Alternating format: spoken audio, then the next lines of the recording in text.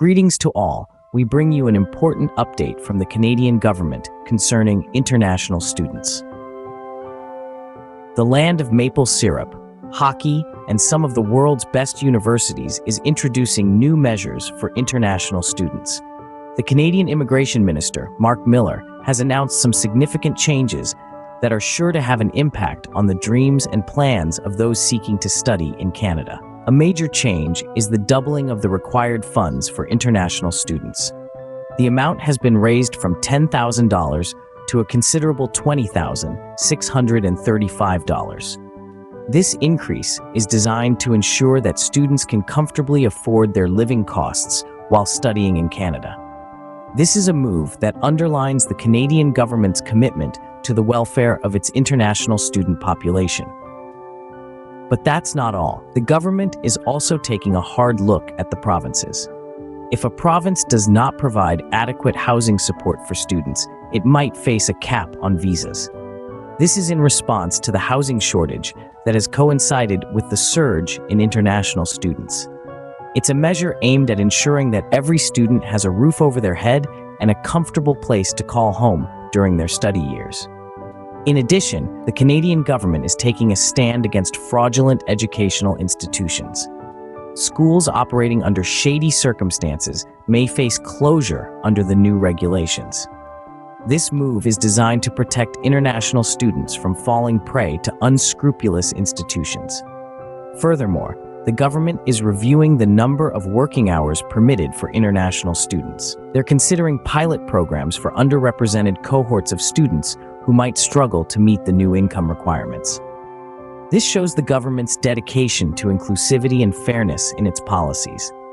In essence, these measures aim to protect international students from exploitation, ensuring they receive quality education in a safe, supportive environment. So buckle up, prospective students. The journey to studying in Canada might have a few more steps, but the destination promises to be worth it. Let's delve deeper into the implications of these new measures for international students. At the heart of these changes is an issue that's been growing for some time: the housing shortage. As international student numbers have swelled, so too has the demand for adequate housing. This has led to concerns about whether students can secure suitable accommodation within their budget. The government's decision to double the required funds is partly aimed at ensuring students can afford the living costs, including housing. Then, there's the matter of work. International students often rely on part-time jobs to supplement their income and support their stay. The government is currently reviewing the number of working hours permitted for international students. This could mean that students might be allowed to work more hours, which would help them meet their financial needs. But what about those who might struggle to meet these new income requirements?